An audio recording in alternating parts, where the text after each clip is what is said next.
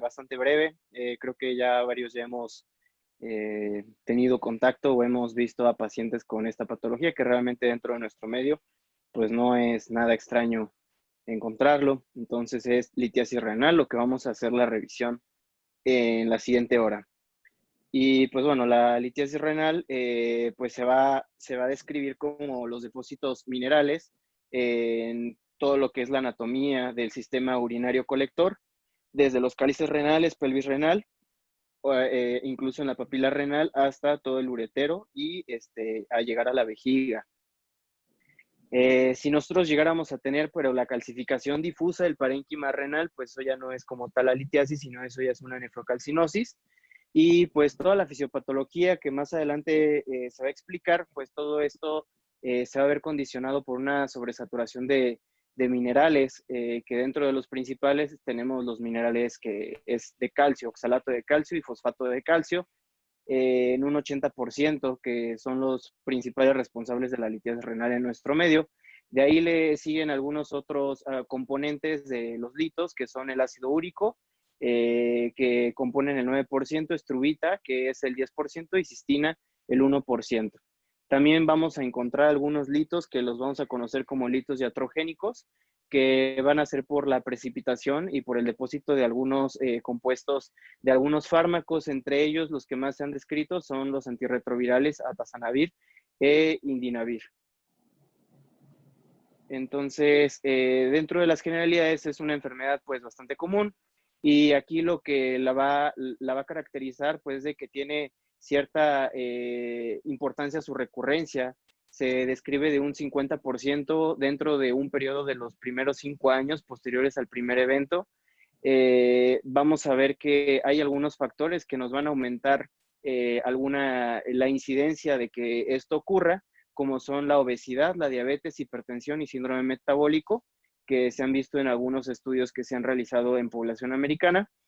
Y esto se ha visto pues que los mayores personas que forman litos o que predisponen a la formación de litos o que son formadores recurrentes, tienen una mayor prevalencia de hipertensión y enfermedad renal crónica. Dentro de los tratamientos quirúrgicos que más se llegan a utilizar para la resolución definitiva de este problema, está la litotripsia extracorpórea, la nifrolitotomía percutánea y la cirugía intrarrenal retrógrada, que más adelante pues lo vamos a comentar con más detalle. Pues bueno, aquí está un acercamiento de un lito. Dentro de la epidemiología, pues su incidencia es de 114 a 720 casos por 100,000 personas. Esto ya dependiendo de la población que se estudie, tiene una prevalencia del 1.7 o hasta el 14.8, y esto ha ido aumentando, o sea, conforme hemos ido avanzando, hemos ido evolucionando, por así decirlo, pues nuestros hábitos alimenticios a lo mejor no han evolucionado lo suficiente, y esto nos ha llevado a que la prevalencia aumente. En Reino Unido se ha descrito que ha habido un aumento de hasta un 63% en un periodo de 10 años. Y antes esta enfermedad pues era más prevalente dentro de los hombres, era 2 a 3 veces más común en los hombres, y actualmente es únicamente 1.3 veces más común en hombres que en mujeres. Y esto se debe a que pues los hábitos alimenticios e higiénico-dietéticos de las mujeres se han estado pareciendo cada vez un poco más a lo de los hombres. Nos hemos estado igualando en cuanto a malos hábitos, a lo mejor no a buenos hábitos, sino a malos hábitos, y por eso se ha igualado esta prevalencia. Ya si nos vamos al contexto de las características étnicas, pues en blancos no hispanos da en un 10.3%, en hispanos 6.4% y en afroamericanos 4.3%. Entonces podemos ver que la raza negra pues tiene realmente una menor prevalencia a comparación de la raza blanca no hispana, ¿no? Y nosotros estamos ahí, intermedio, 6.4%. Y pues los factores de riesgo, como ya se los comenté, pues tienen que ver mucho con el tipo de alimentación o el tipo de hábitos que nosotros tenemos. La obesidad se asocia con un incremento del riesgo del 55%. La diabetes se asocia con un incremento de riesgo del 59%, y en un estudio se ha descrito que el síndrome metabólico se ha correlacionado hasta en un 25% en todos aquellos pacientes que de manera aleatoria pues, se les hacía una radiografía de abdomen y se alcanzaba a observar algún lito, ¿no? Alguna radiopacidad. Y dentro de la fisiopatología, pues como en cualquier otra patología en la cual nosotros tenemos formación de litos, pues tiene que ver con la concentración y la sobresaturación de cierto material. Dentro de los principales elementos que se van a encontrar con una mayor concentración dentro de la orina, pues va a ser el calcio. Entonces se va a correlacionar a todos aquellos que presentan hipercalciuria, que tienen una disminución del citrato, es decir, que vamos a tener un pH urinario más alto del que deberíamos de tener, y esto nos va a llevar a la precipitación del oxalato de calcio. Si nos vamos del otro lado y nosotros tenemos un pH urinario muy bajo, que esté por debajo de 5.5, y aparte le agregamos resistencia a la insulina y síndrome metabólico, o el exceso de producción o de eliminación del ácido úrico, pues nos van a llevar a la formación de piedras, de litos de ácido úrico. Si nosotros tenemos recurrencia de infecciones, principalmente por estas bacterias Proteus o Klebsiella, que son productores de ureasa, nos van a dar un crecimiento rápido de unos cristales de hidróxido de apatita, y esto nos va a llevar a la formación de litos de struvita. Aquí es importante puntualizar que estos litos de struvita pues siempre van a estar relacionados con un foco pues séptico, un foco infeccioso, y es por eso que dentro del tratamiento, que más adelante vamos a platicar, pues es muy sencillo la decisión ante estos litos. Y pues bueno, si nosotros tenemos formación de litos de cistina, que como habíamos comentado, pues son los menos prevalentes, pues esto se debe generalmente a un defecto autosómico recesivo en el transporte de cistina. Y esto se da con un pH urinario normal. Entonces, aquí tenemos las 4 posibilidades que nosotros tengamos esta combinación para la formación de los distintos litos: calcio, ácido úrico, struvita y cistina, que son los que vamos a estar encontrando dentro de nuestra población. Y pues de las fases de formación de litos, primero se tiene que hacer un núcleo en el cual se hace un agregado y se inicia dentro de ese núcleo, se empiezan a agregar el resto de los cristales, y con esto tenemos un crecimiento y aglomeración de los cristales. Y aquí tenemos 2 teorías. Tenemos una teoría de la partícula libre y de la partícula fija, que bueno, en este diagrama lo describen de una manera muy, muy clara, yo creo, en la cual tenemos dos diagramas. Bueno, en esta imagen tenemos 2 diagramas. Una en la cual en el diagrama A nosotros tenemos aquí la anatomía de los túbulos colectores, de la asa de Henle, en la cual pues se dice que el exceso de estas sustancias, en general el fosfato de calcio, nosotros vamos a tener una extravasación, o se va a ir este oxalato de calcio hacia el intersticio, se va a ir hacia esta parte, y aquí va a interactuar con el colágeno, y con el colágeno se van a empezar a agregar, se van a hacer unas placas en las cuales se han descrito como las placas de Randall. Entonces, esta es la teoría de la partícula fija, en la cual salen estas partículas de fosfato de calcio y se van a agregar en el intersticio renal, y entonces de esta forma se forma la placa, y esta a su vez va a pasar hacia la papila renal y se va a formar la piedra. Bueno, el lito, ¿no? Tenemos el otro diagrama en el cual tenemos la teoría de la partícula fija, en el cual pues el exceso o la sobresaturación, por ejemplo, del fosfato de calcio, se va a ir acumulando, pero esto va a ser hacia el final, hacia a la última porción del túbulo colector, en la cual se va a formar un tapón. O sea, en esta zona dentro de las células endoteliales se van a interactuar, se van a pegar, y lo que aquí se van a formar no es como tal una placa en el intersticio, sino dentro del túbulo colector se empieza a formar un tapón, y este tapón, por ende, nos va a terminar formando un lito hasta que este lito sea muy grande, sea muy pesado y se desprenda pues, de donde se ha estado formando de manera progresiva en estos litos, ¿no? Y de esta forma, pues sale hacia la papila renal y hacia la pelvis renal y así es como inicia el viaje de los litos, ¿no? Y que más adelante vamos a platicar acerca de este viaje. Aquí es importante recordar pues que en el riñón pues tenemos estas tres porciones que tenemos el polo superior, el polo medio y el polo inferior.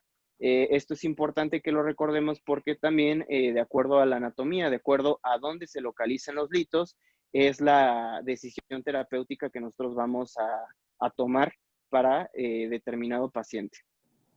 ¿Ok? Y aquí tenemos pues otro diagrama en el cual pues vienen los mismos mecanismos que antes les había explicado. Como pueden ver en esta figura, en el número 2, lo que tenemos es la salida del oxalato de calcio hacia el fosfato de calcio hacia el intersticio, y de esta forma lo que va a suceder con el fosfato de calcio es que se va a empezar a agregar, hagan de cuenta, aquí tenemos el oxalato y el fosfato de calcio, van a salir, van a estar interactuando con el intersticio y de esta forma se van a empezar a depositar en la superficie del epitelio papilar y poco a poco van a ir protuyendo pues hacia la papila renal y de esta forma se pueda expulsar el hito. Entonces, pues aquí le van echando un montón, ¿no? A lo que es el epitelio y de esta forma es que logran pasar hacia el sistema colector urinario. Y esta es la teoría de la partícula fija, mientras que la partícula libre, pues nosotros tenemos la formación dentro de los túbulos colectores, aquí tenemos el agregado, y de esta forma se forman los tapones dentro del túbulo colector. Pues, ¿cuál va a ser el cuadro clínico? Pues es bastante sencillo, por así decirlo. Vamos a tener un cólico renoureteral. Generalmente, pues lo van a referir en la fosa renal, que se puede irradiar hacia la porción lumbar. Se puede asociar o no a hematuria macroscópica, vómito y fiebre. ¿Ok? Pero por mucho la más común, pues va a ser el cólico renoureteral. El diagnóstico pues se hace de una manera, la única forma en la cual nosotros podemos comprobar al 100% que se trata de un lito es que nosotros observemos el lito por imagen o que tengamos una expulsión espontánea o que se le haga una extracción del mismo. Es la única forma en la cual se puede realizar el diagnóstico certero de qué tipo de lito es y que realmente pues se trató de un lito, ¿no? Lo que nos causó toda la clínica del paciente. Entonces, la combinación que nosotros necesitamos para el diagnóstico es la clínica que nos refiere el paciente y que nosotros sepamos elegir el estudio de imagen apropiado. ¿Cuáles son los estudios de imagen que nosotros podemos utilizar? Pues básicamente van a ser dos, que es el ultrasonido y la tomografía. El ultrasonido va a tener una buena sensibilidad y especificidad, pero para aquellos litos que se encuentran dentro de la porción de los cálices renales, pelvis, y uniones pieloureterales y vesicureterales, o sea, en las uniones. Si nosotros lo tenemos en todo lo que es el trayecto ureteral, nuestra sensibilidad va a bajar, lo teníamos del 70%, y si lo tenemos en ese trayecto de los ureteros, va a bajar al 57.3%, y la especificidad pues se mantiene realmente alta, si lo llegamos a observar, pues tenemos una especificidad del 97.5%, sin embargo, pues se nos pueden ir bastantes litos, ¿no? Por la baja sensibilidad que tiene. Actualmente, pues ya no se recomienda la radiografía. Antes sí era recomendada y decían, pues si se alcanza a ver un lito y se alcanza a ver una radiopacidad, pues generalmente es porque corresponde a un lito de calcio. Sin embargo, ahorita ya no se recomienda por la Sociedad Americana de Urología, por su baja sensibilidad, que incluso pues, es de un 44%, incluso tratándose de litos de calcio, y una especificidad del 80%. Actualmente el gold estándar pues es la urografía intravenosa, que se tiene que realizar el estudio contrastado tomográfico Sin embargo, ahorita lo que se está describiendo y que ha ganado un poquito más de, de importancia es el no uso de una tomografía no contrastada con realce urinario, que realmente pues desconozco mucho acerca de cómo se realice o cuál sea la parte más técnica de este estudio, pero comparando las sensibilidades en varios estudios, pasa de un 81% de la urografía intravenosa del estudio contrastando hasta un 96%. Y pues lo principal es de que si nosotros tenemos o expulsamos un lito, este lito pues se debe de mandar a estudiar. ¿Ok? Se le tiene que hacer, pues se tiene que observar cuáles son sus características macroscópicas y microscópicas para de esta forma nosotros poder determinar la etiología al 100%. ¿Cómo podemos clasificar a nuestros pacientes que cursan con esta enfermedad? Pues tenemos los que son aquellos que son formadores de litos que no son de calcio, en la cual pues entran absolutamente todos aquellos litos que no son de calcio, y tenemos la otra clasificación en la cual son los que son formadores de litos de calcio. Nos vamos a enfocar un poquito en lo que son los litos de calcio, porque ya es, como les había comentado, es la más común en un 80%, y pues aquí tenemos que observar si es recurrente o es su primera vez que forma un lito.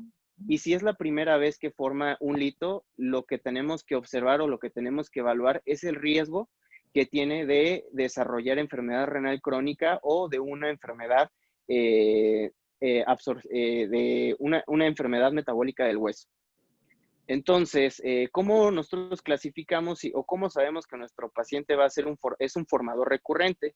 Pues un formador recurrente se va a clasificar a todo aquel que presente más 3 o más episodios de litos o de cólicos renoureterales en un periodo de 5 años.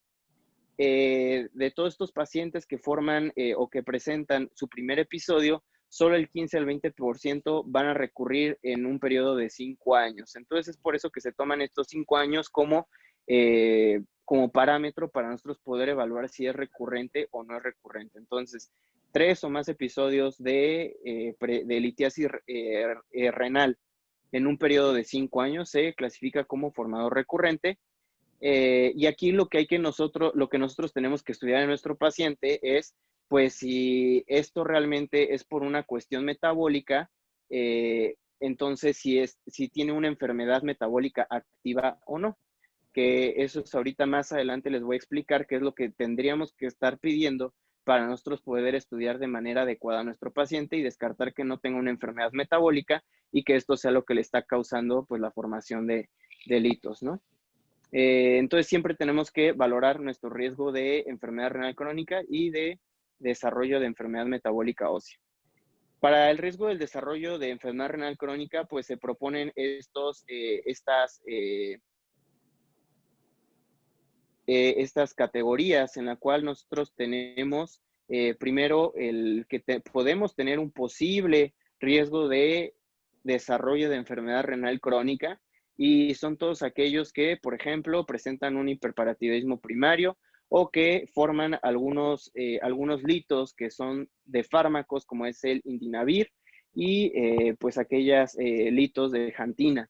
Nosotros vamos a tener un riesgo moderado si nosotros, por ejemplo, tenemos un antecedente de sarcoidosis o si tenemos alguna de estas otras situaciones que aquí están descritas. Nos vamos a enfocar en lo que es el alto riesgo y muy alto riesgo. Para alto riesgo, todos aquellos que forman litos de struvita, porque si nosotros no tratamos o no se realiza un adecuado tratamiento de esta patología, pues puede conllevar a un daño renal como ya lo secundario a un proceso séptico, como lo mencionó Neftalí en la clase del día lunes o del día de antier o martes.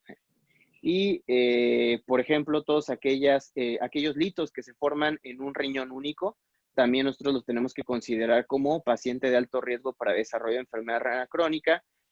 Todos aquellos que tienen hiperoxaluria, esto generalmente se describe en todos aquellos pacientes que sufrieron o que les realizaron una cirugía bariátrica en todos aquellos que tienen enfermedad intestinal inflamatoria, nefrocalcinosis y algunas anormalidades anatómicas del riñón.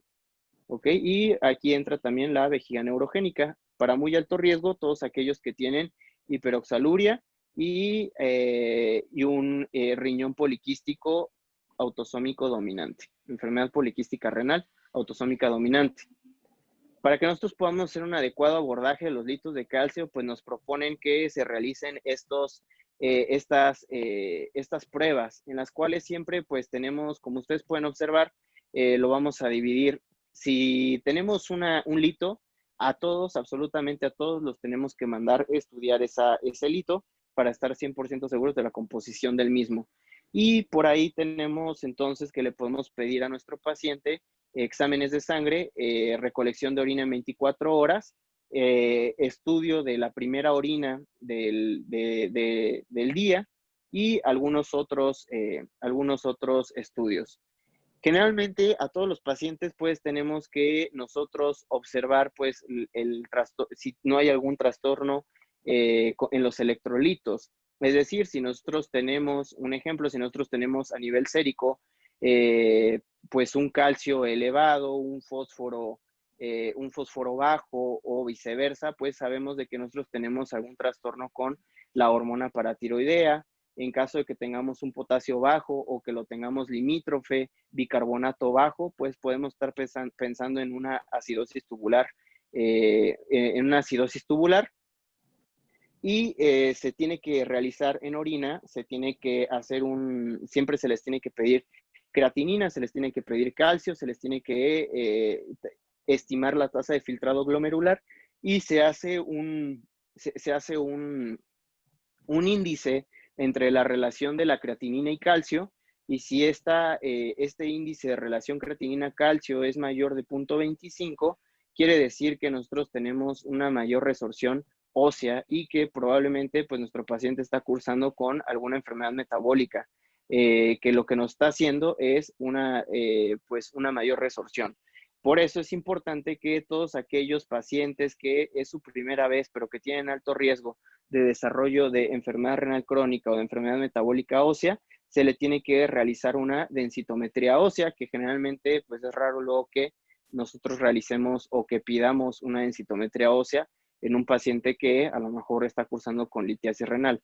Entonces, dependiendo de cómo nosotros clasifiquemos a nuestro paciente, van a ser los estudios que se le van a solicitar para su adecuado estudio. Y pues bueno, aquí, pues en la prevención de recurrencia de litos de calcio, es lo único que nosotros podemos hacer, la prevención, ya que no hay un tratamiento definitivo para todos aquellos litos que ya se formaron, no se pueden disolver. Hasta el momento no hay ningún fármaco que se haya demostrado que tenga esta capacidad. Y pues lo siguiente, son las recomendaciones generales para nosotros prevenir su formación o que pacientes que ya tuvieron su primer episodio de formación de un episodio de litiasis renal, pues prevenir que no tenga una recurrencia. Y pues bueno, esto nos podría ayudar bastante Monasterio, porque él sabe bastante de este tema. Lo principal es que se debe de consumir al menos 2 litros de agua al día. En verano se recomiendan 3 litros. Y esto es con el fin de que nosotros mantengamos una uresis en 24 horas mayor de 2 litros. Es decir, que pues nosotros estemos forzando la uresis en nuestro cuerpo.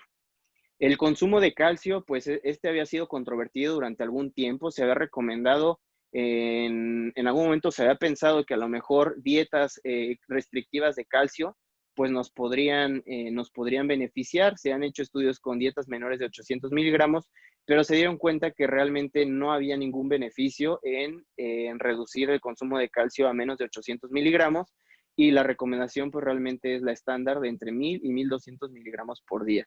El consumo de proteína que provenga de la carne, proteína animal, pues se recomienda que sea menor de 0.8 gramos por kilo de peso, y el consumo de sal sea menor de 2 gramos por día.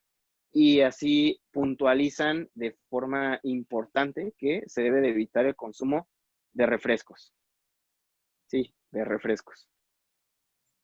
De los fármacos que nos pueden ayudar para evitar o para prevenir la hipercalciuria, es decir, no nos va a disolver el hito, sino va a prevenir de que se sature la orina o de que tengamos una mayor concentración de calcio.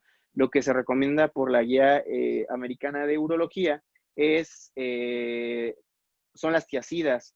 Es el primer fármaco de elección. El que más se recomienda es la hidroclorotiacida, 25 miligramos por vía oral, 2 veces por día, o 50 miligramos vía oral una vez al día. También se recomienda la clortalidona, 25 miligramos una vez al día. Y aquí 2 medicamentos que también se podrían utilizar como coadyuvantes. Uno es el citrato de potasio, para que nosotros podamos aumentar el citrato en la orina y así se consiga inhibir la cristalización del calcio. En caso de que nosotros tengamos que nuestro paciente tiene ácido úrico elevado a nivel sérico, pues le podemos administrar alopurinol. Esta hiperuricosuria se define cuando nosotros tenemos producción de ácido úrico en orina o se detecta en orina una concentración mayor de 800 miligramos por día. Y pues bueno, aquí están unas fotografías de microscopía electrónica de los litos de oxalato de calcio, pues más que nada pues artísticas estas fotos, pero pues bueno, esto es lo que se estudian y pues lo que se tendría que realizar con cada lito que el paciente nos llegue, ¿no? Al servicio de urgencias con su lito.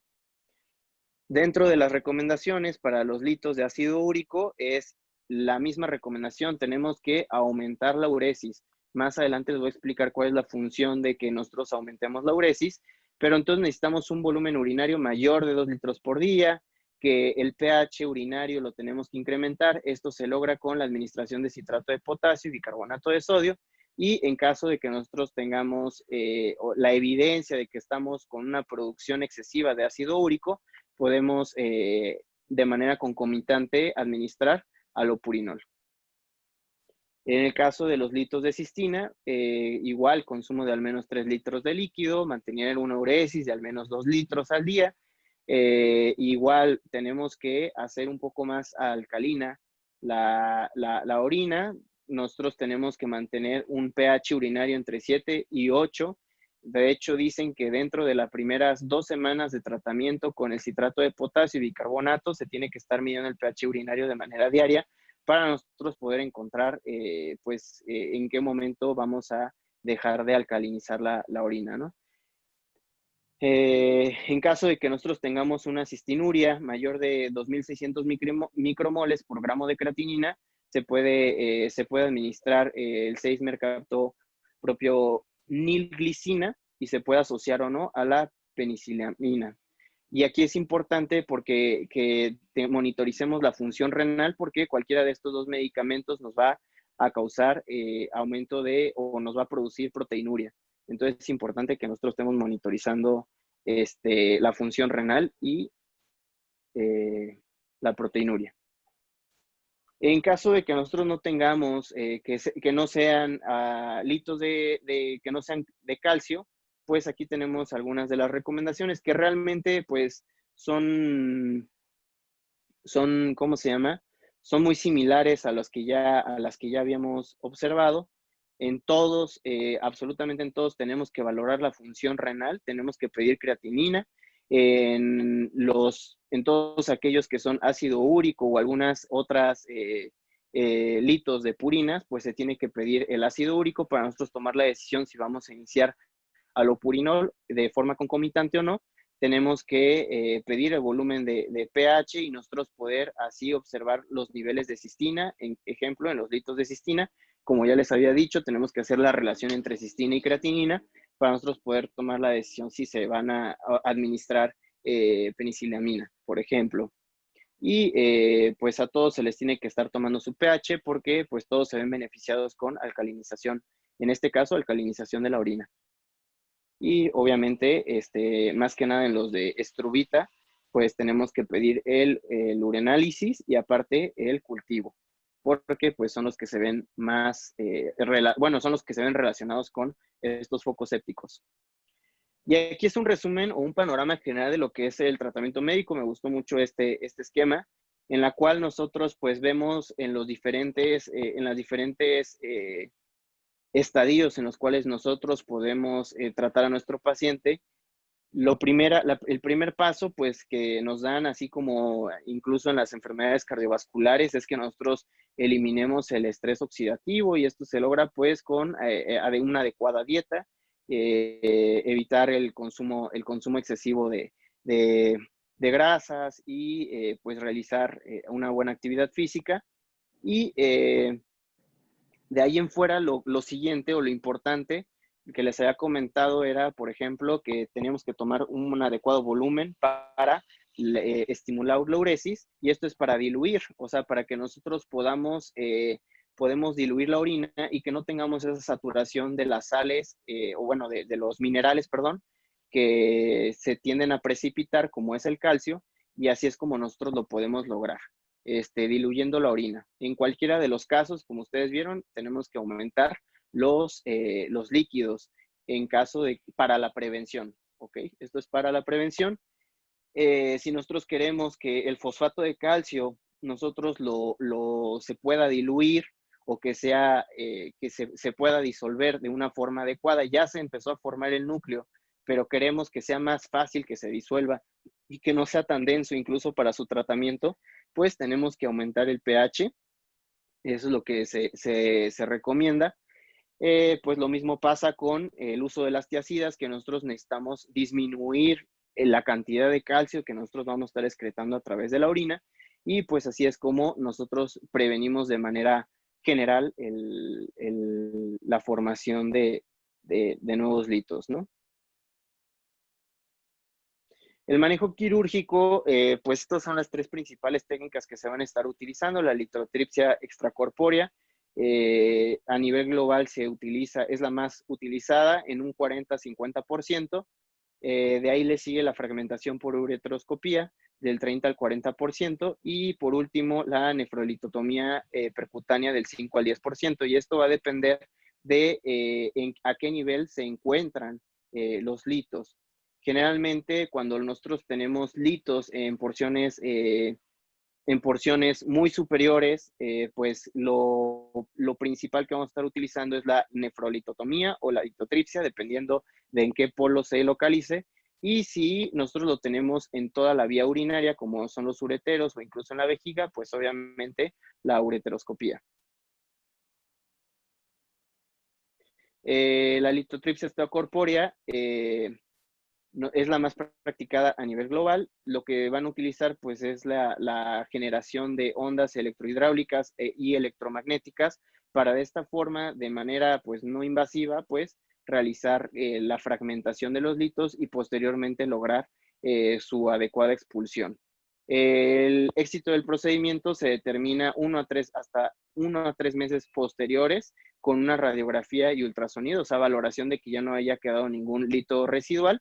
Generalmente esto se va a utilizar esto se considera que fue adecuado cuando tenemos residuos menores o tenemos fragmentos de los litos que son menores de 4 milímetros, y esto se utiliza generalmente en todos aquellos que se localizan de forma predominante en el polo superior, en un 50 a un 80% de éxito al realizar esta técnica. Vamos a tener un menor éxito en aquellos pacientes que son obesos, ya que estos pacientes pues tienen una amplia capa de grasa, y pues estas ondas únicamente llegan a penetrar de 12 a 14 centímetros de forma adecuada. Y en un paciente obeso pues llegamos a tener incluso pues estos grosores entre tejido graso y demás, ¿no? Y en aquellos litos que son más densos, o sea, aquí se tiene que hacer una evaluación previa con una tomografía. Si nuestro lito tiene menos de 1000 unidades Hounsfield de densidad, pues es candidato a la litotripsia. Si es mayor de 1000 unidades Hounsfield, va a ser difícil que nosotros logremos la fragmentación del lito con esta técnica. Entonces, siempre se tiene que evaluar con la tomografía y se tiene que ver la densidad. Todos aquellos que están localizados en polo superior y que tienen una densidad menor de 1000 unidades Hounsfield, pues son los que tienen una mayor tasa de éxito con la litotripsia extracorpórea. Tiene complicaciones este procedimiento. Los más comunes pues van a ser los hematomas, generalmente van a ser este tipo de hematomas, los perirrenales. Son muy raros que ocurran interrenales.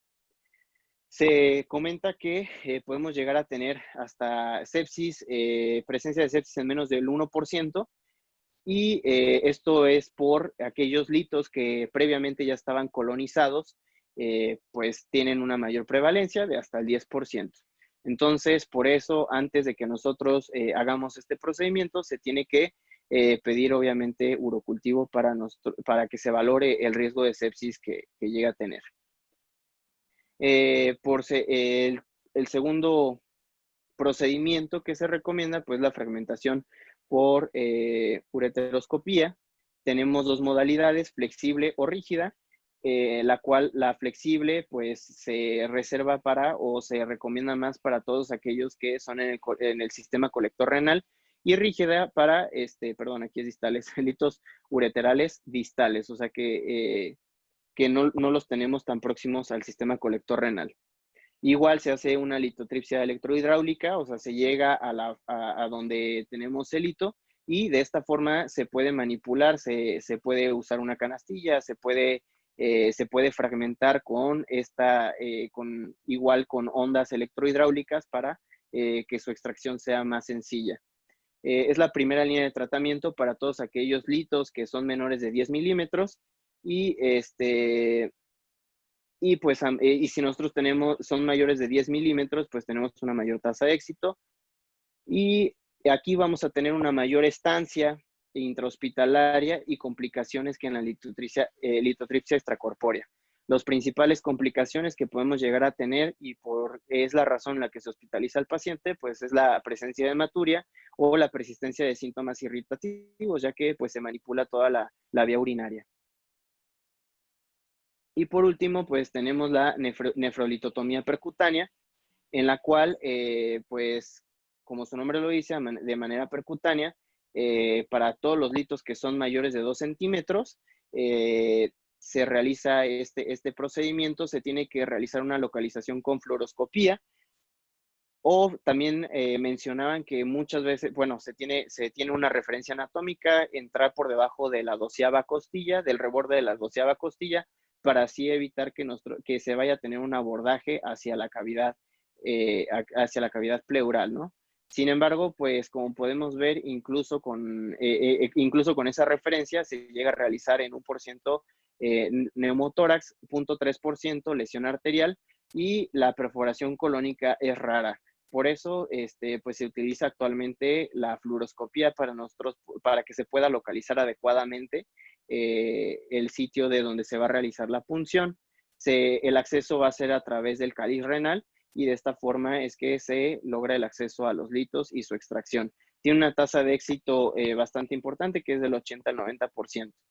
El 2% cursan con sepsis por la manipulación, y hasta el 5% pues llegan a necesitar una transfusión posterior al procedimiento. Aquí está el algoritmo para el tratamiento quirúrgico. Todos aquellos, pues obviamente, que tienen estos litos que son sintomáticos, que ya les han producido sintomatología como el cólico renoureteral, tenemos que primero definir en dónde se localiza este lito, a qué nivel renal se localiza, si es a nivel bajo o a nivel alto. Si es en nivel bajo, como lo había comentado previamente, pues lo que más se recomienda es la litotripsia extracorpórea. Y si nosotros tenemos en el polo superior, la que más se va a recomendar es la nefrolitotomía percutánea. Todo lo intermedio, pues podemos llegar se puede llegar a intentar con un abordaje de ureteroscopía. Pues aquí lo que también se mencionaba, todo lo que es arriba de 2 centímetros, o que están más de 2 centímetros, o que tienen una alta atenuación, que habíamos, como les había dicho, los de alta atenuación son los que tienen más de 1000 unidades Hounsfield en la tomografía, pues van a ser candidatos a la realización de la nefrolitotomía percutánea. Todos aquellos que tienen una baja atenuación y que se encuentran dentro de este término medio, no están ni en el polo bajo y no están en el superior, sino que están en la vía, por ejemplo, en los ureteros, pues se utiliza la ureteroscopía. Y en todos aquellos que son menores de 1 centímetro o que tienen una baja atenuación, también podríamos utilizar la litotripsia extracorpórea.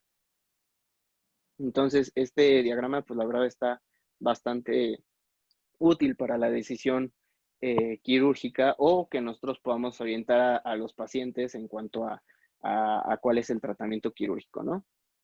Y pues aquí es un recuadro en el cual ya se resumen los 3 procedimientos y en la cual nosotros tenemos las tasas de éxito. Como podemos ver, la que mayor tasa de éxito se tiene, pues es la nefrolitotomía percutánea, ya que pues ahí se accede de manera guiada al sitio donde se encuentra el hito, son litos más grandes y se pueden extraer con mayor facilidad.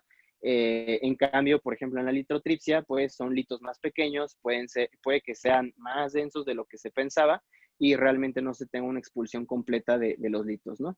Y aquí pues tenemos como una efectividad intermedia.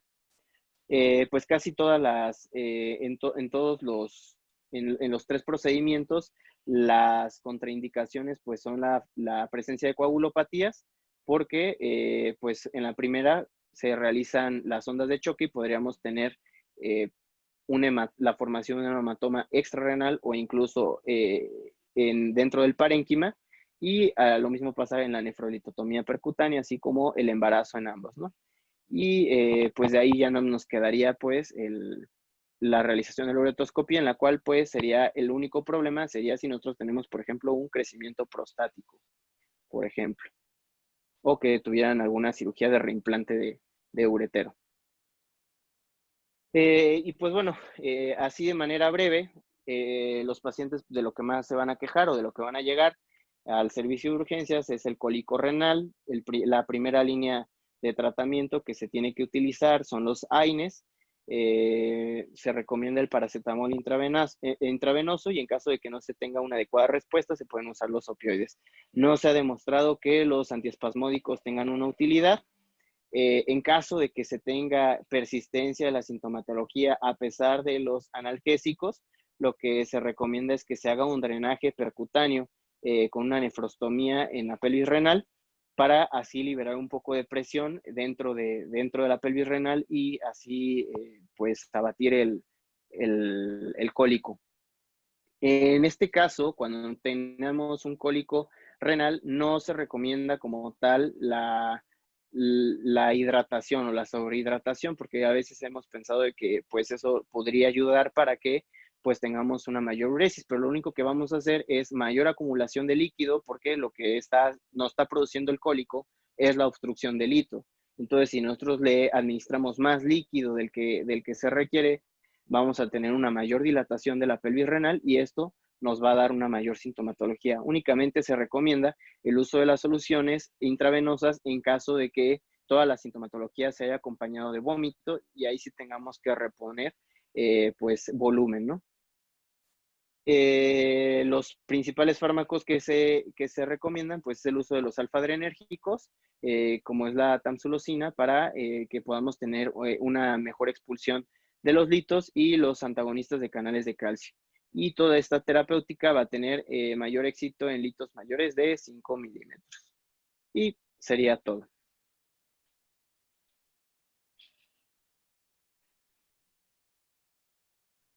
Muy bien, muy bien.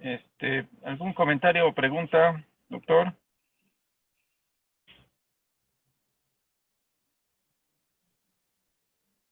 Doctor Lascano. Ya está. En general, muy buena presentación, ¿no? Uh-huh. Yo, ¿conoces el uroclasio? los nombres No, comerciales del citrato, no, doc, como tal, no. ¿no? Se llama uroclasio. Es muy común. Ajá. Yo creo que han visto pacientes con ese tipo de tratamiento. Para los urólogos lo usan mucho y en general lo usan mucho para cualquier tipo de cálculo. Ahora, no sé qué porcentaje de pacientes que llegan con su cálculo, por ejemplo, porque algunas veces les recomiendas que estén orinando y se la pasan orinando a veces mucho tiempo en una coladera. Se han visto en una cubeta, ¿no? No sé si a Juan Carlos le ha pasado. Sí, ¿no?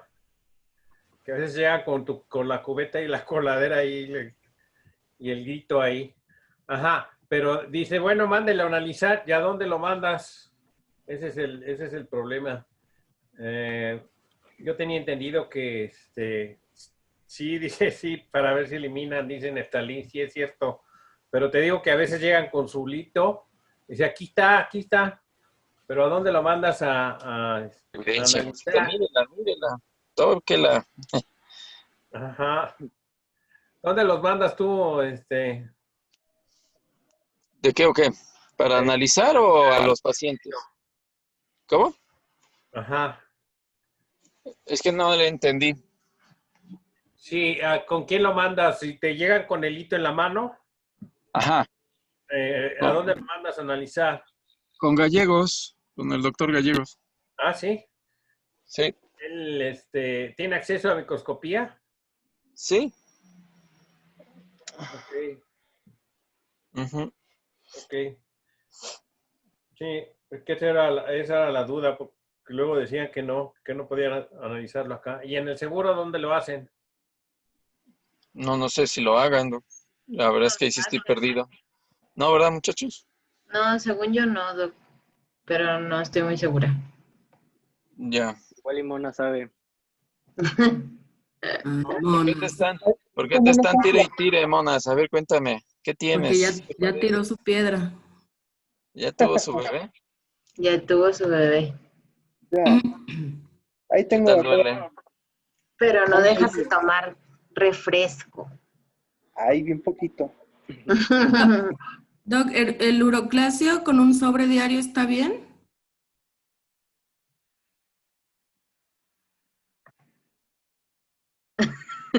Doc, Aquí le preguntaste, Lupis.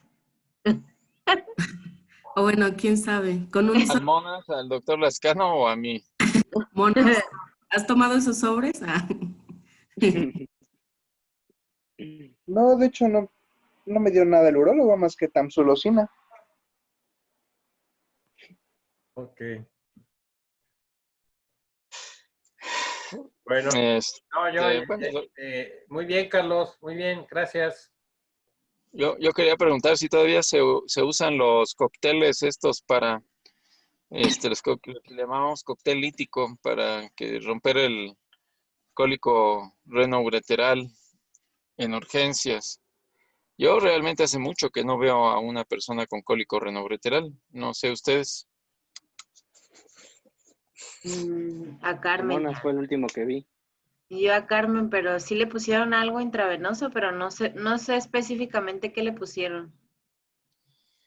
Bueno, es que no sé si se acuerda el doctor que antes ocupábamos una infusión que tenía dos ampolletas de butiliocina, una de metamisol y una de diazepam, para Ah, que se sedaran y sí me se acuerdo, relajaran.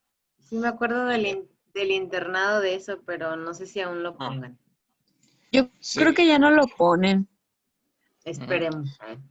Porque, Esta semana, ¿sí? Sí, bueno, ahorita ponen clonexinato de lisina y ketorolaco. Ok. Ok, porque como dice Carlitos, ¿no? O sea, ya se ha visto que no hay respuesta con este tipo de medicamentos y nada más si los dejamos dormiditos un rato para que se les olvide. Monas, para que no te sientas mal, yo también expulsé uno cuando era residente, ¿eh? Ah, sí.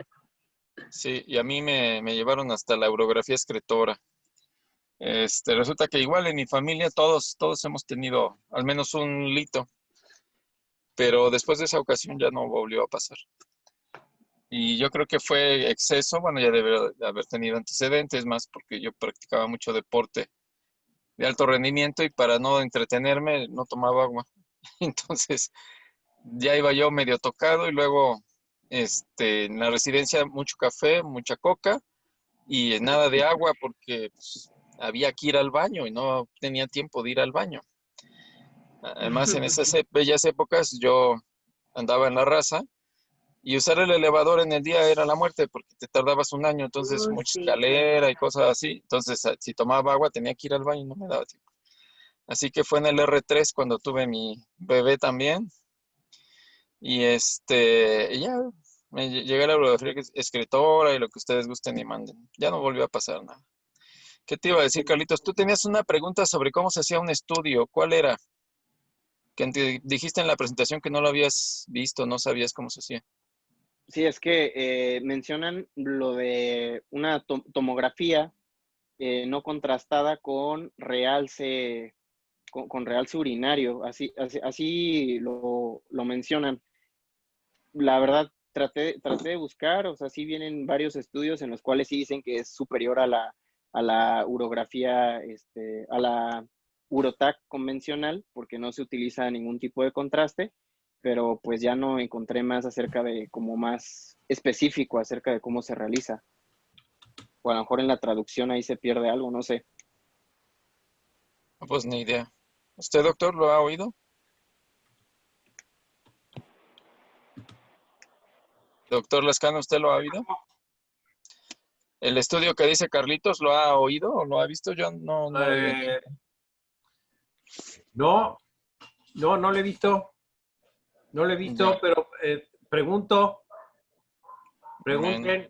a ver quién el primero que lo sepa, que nos los comente, ¿no? Ok. Porque tiene una sensibilidad mucho mayor que la urografía y además lo metes medio de contraste. Claro, Entonces, lo cual es es una una ventaja, ventaja. ¿no? Sí, claro. Es una gran ventaja. No sé, yo no he visto, por ejemplo, resonancia magnética que usen para ver los cálculos, ¿no? ¿Ustedes lo han visto? ¿O está descrito, Carlos? No. No, o sea, realmente no la describen para nada la resonancia. Ultrasonido y tomografía. Ajá. Y ya. No lo he visto. No lo he visto, pero pregunto. ¿Sale? Sí, yo también.